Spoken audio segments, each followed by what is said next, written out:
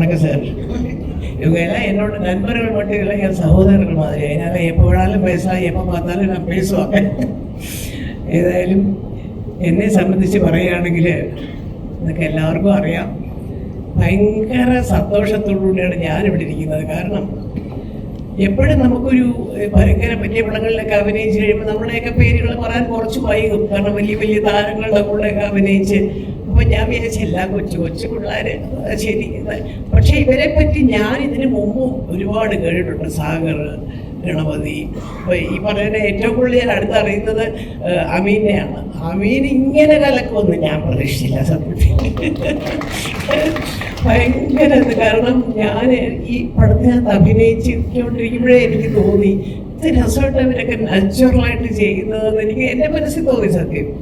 അത് കഴിഞ്ഞ് ഞാൻ എൻ്റെ മക്കളോട് വരുമ്പോൾ അയ്യോ അമ്മ അവരൊക്കെ വേറെ പടങ്ങളിലൊക്കെ അഭിനയിക്കുന്നുണ്ട് എനിക്കറിയാം. അപ്പോഴാണ് പൃഥ്വി എന്നെ ഓർമ്മപ്പെട്ടത്. അമ്മയ്ക്ക് ഓർമ്മയില്ലേ സാഗറിനെ എന്നൊക്കെ പറഞ്ഞിട്ട് അപ്പം ഇങ്ങനെ ഓരോ കാര്യങ്ങൾ പറഞ്ഞു വന്ന് എൻ്റെ സന്തോഷം എന്ന് പറഞ്ഞത് ഇങ്ങനത്തെ പടങ്ങൾ ഓടുമ്പോഴുണ്ടല്ലോ ഞങ്ങളെപ്പോലെയുള്ള അമ്മമാർക്ക് ഒരു അഭിമാനവും സന്തോഷമാണ്.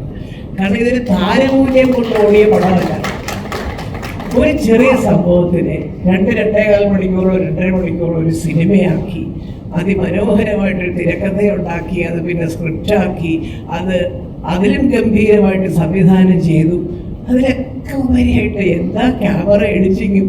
ഞാൻ പോലും ഒരു ഷോട്ടിൽ ഞെട്ടിപ്പോയി. അവസാനം വീണ്ടും കണ്ണാടിയിൽ എന്നെ കണ്ടപ്പോൾ ഞാനും ഒന്ന് ഞെട്ടിക്ക് പോയില്ല തള്ളാൻ. അപ്പോൾ സത്യം പറയുകയാണെങ്കിൽ അത്ര മനോഹരമായിട്ട് ഈ പടം എടുത്തു. എനിക്ക് എപ്പോഴും ഇങ്ങനെ മെസ്സേജ് അയച്ചിട്ടുള്ള വിജേഷിന് വല്ലതും തോന്നുന്നു ചോദിച്ചാൽ എൻ്റെ ഫോണിനകത്ത് 1000 മെസ്സേജ്. അതിനകത്ത് ഏറ്റവും വലിയ ഒരു അഭിമാനം എന്ന് പറയുന്നത് വിദേശത്തു നിന്നാണ് കൂടുതൽ മെസ്സേജുകൾ.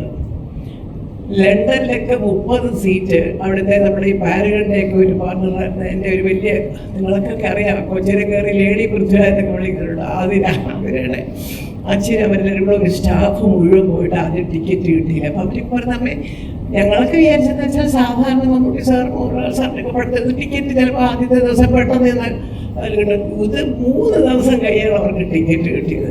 അപ്പോൾ അവർ അപ്പോൾ എന്തോ കാര്യമായിട്ട് ഈ പടത്തിലുണ്ട് എന്ന് ഞങ്ങൾക്ക് മനസ്സിലായി. പക്ഷേ കണ്ടപ്പോഴാണ് അറിയുന്നത് ഒരു ഫ്രെയിം പോലും ബോറടിക്കാതെ ആർക്കും ഇൻ്റർവെല്ലിൽ നിന്ന് പുറത്ത് പോകണ്ട, പെട്ടെന്നങ്ങാണ്ട് കയറി വന്നാലോ പടം എന്ന് വിചാരിച്ചിട്ട് അവിടെ തന്നെ എല്ലാവരും ഇരിക്കുകയായിരുന്നു.